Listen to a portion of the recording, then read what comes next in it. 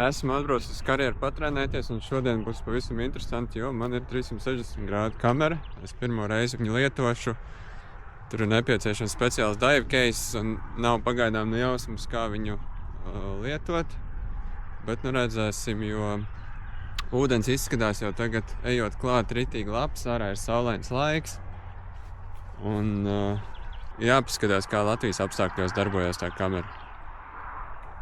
Jā, un tas mans pieminētais dive case izskatās tāds. Viņš īstenībā ir diezgan liels, lielāks nekā, protams, bildēs izskatās. Pirmais, ko pieminēt, ir tas, ka kamera ar dive case augšpusē peld, bet tad, kad jau tu nonāc apmēram 5, 6, 7 metru dziļumā, tad kamera paliek neitrāla, kas ir diezgan pozitīvi. Man kamera ir piestiprināta selfie stikā, un kā tie algoritmi to apstrādā un noņem nost, tā ir vienkārši maģija.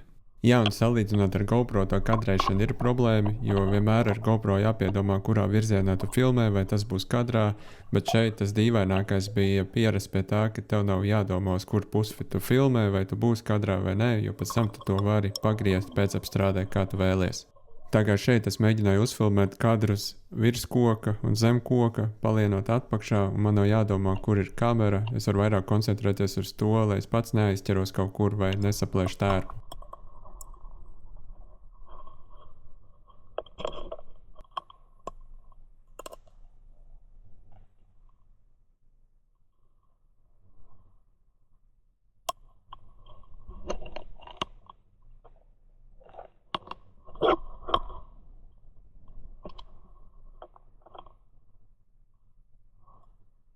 Tāds bija mans pirmais izmēģinājums. Secinājums ir tāds, ka noteiktos apstākļos šī kamera ir ļoti laba, it īpaši tur, kur redzamība ir laba un dienas laikā, bet nakts laikā tomēr GoPro vēl joprojām tiks izmantots, jo tur tā 360 doma īsti nestrādāja, īpaši, kad vēl izmanto lukturus. Tad arī dive case atstaros gaismu un nekas labs nesanāks.